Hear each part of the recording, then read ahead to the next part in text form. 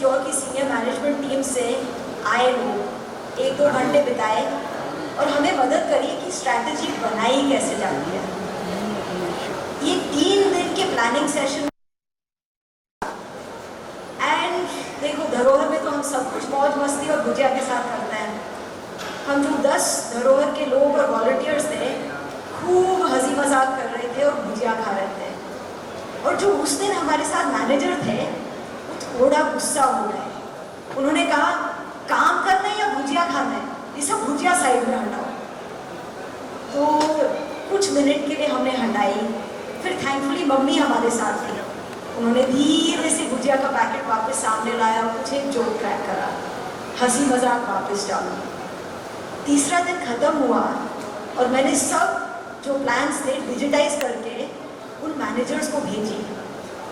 Credit to that manager, उसने अगले दिन मुझे फ़ोन करा और कहा शिवानी मैं गलत था, मुझे समझ में आया है कि सार्थक काम भी हंसी मजाक के साथ हो सकता है।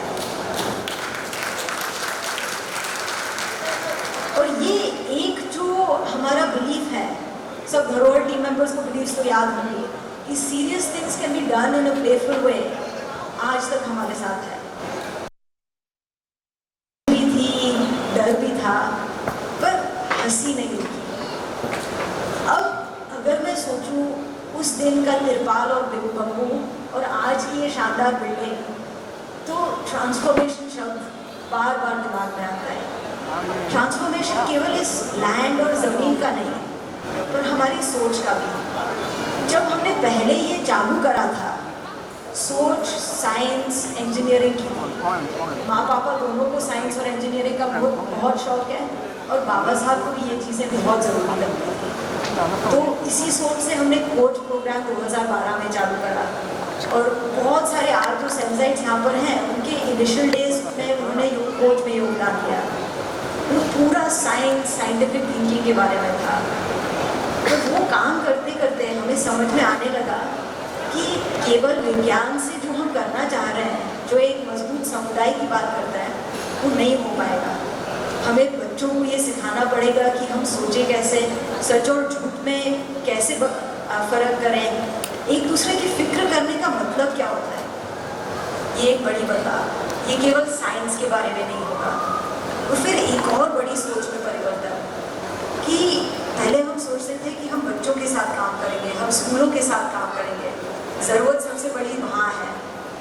जैसे जैसे हमने वॉलंटियर्स के साथ काम करना चालू करा, हमने देखा कि बच्चों के लिए तो फिर भी काफ़ी मौके हैं। गैप कहाँ आता है, स्कूल ख़त्म हुआ, कॉलेज ख़त्म हुआ, हम एक रेस में लग जाता है। सबसे बड़ा इंजीनियर, सबसे ज़्यादा प्रमोशन।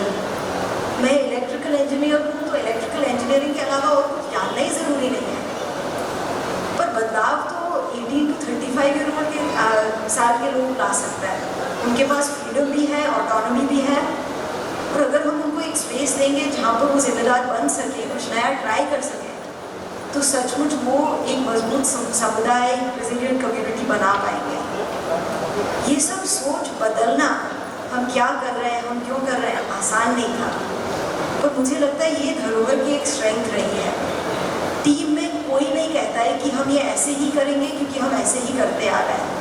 चाहे वो हमारी कोर बिलीफ ना हो, हम उसको देखने, जज करने और बदलने के लिए तैयार हैं। आशा है कि हम जितना 2017 से अभी तक बदला है, उतना ही हम आगे भी बदलेंगे, वरना हम मीनिंगफुल रेलेवेंट काम नहीं कर पाएंगे। और मुझे विश्वास भी है कि हम इतना ही बदलते रहेंगे। पर सबसे ज़्यादा गर्व मुझे इन दोनों बदलाव पर नहीं है।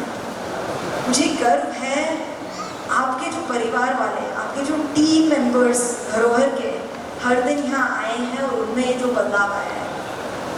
मैं शायद से हर एक इंसान की कहानी नहीं बताऊँगी, बहुत तो मुझे मालूम भी नहीं होगी, पर मैं आपको एक दो कुछ उदाहरण देना चाहती हूँ ट्रांसफॉर्मेशन का। और मुझे मालूम है ट्रांसफॉर्मेशन एक बहुत बड़ा शब्द है, पर ये जेन्युइनली यहाँ पे सच है। एक ऐसा इंसान जो 4 साल पहले हमारी टीम में जुड़ा, फ्रेश फ्रॉम कॉलेज, और बहुत डरते डरते हमारी उसकी पहली फैक्ट्री विज़िट की ट्रेनिंग में निकल पड़ी और बोला कि यार मैं इन 15 वॉलंटियर्स को क्या ट्रेनिंग दूंगी, मैं नहीं कर सकती हूँ, उसके मैनेजर को कहा कि तुम करो, और मंडे को उसने 400 लोगों के सामने एंकरिंग करी है निडर होकर। एक और ऐसा इंसान जो जब वो धरोहर में पहले मिला था, प्रॉब्लम आधी सुनी समझी नहीं, सोल्यूशन पे जंप कर लेता था, और ऑब्वियसली बिना प्रॉब्लम समझे तो कांड ही होंगे। कुछ महीनों बाद ही सब लोग हंसने लगे, क्योंकि हर चीज़ पे वो पूछे पर इसका पर्पस क्या है, पहले धर्म डिफाइन करे फिर आगे काम बढ़ाए। कुछ ट्रांसफॉर्मेशंस बहुत रीसेंट भी हुए हैं। अगर मैं देखूं, जिन लोगों ने हमारे बायोटेक जोन के लिए वॉइस ओवर्स रिकॉर्ड करवाए हैं, कितने डरे थे, और फिर कुछ 1-2 हफ्ते की प्रैक्टिस के साथ ही उन्होंने उस डर का सामना करा और देखा कि हमारी बाउंड्रीज़ हमारे दिमाग में हैं, ना कि रियलिटी में।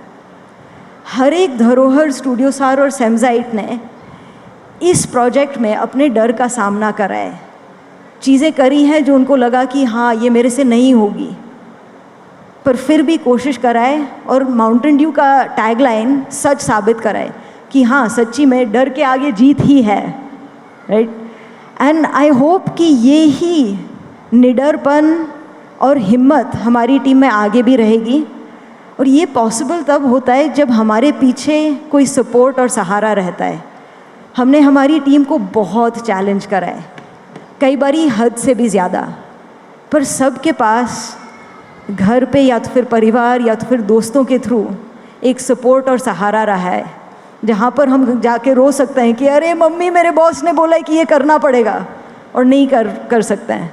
वहाँ पर प्रोत्साहन मिला है, वहाँ पर इनकरेजमेंट मिला है। और दूसरा, हमने एक दूसरे का साथ दिया है, केवल ये कहकर नहीं कि आपने अच्छा काम करा है, पर इससे भी इम्पॉर्टेंट, जब कोई भी राह से भटक रहा था, किसी ना किसी ने आकर बोला है कि ये सही नहीं है। ये करेज रखना, ये सेफ्टी क्रिएट करना कि हम नहीं डरेंगे, नहीं हिचकिचाएंगे जब कोई गलत जा रहा है।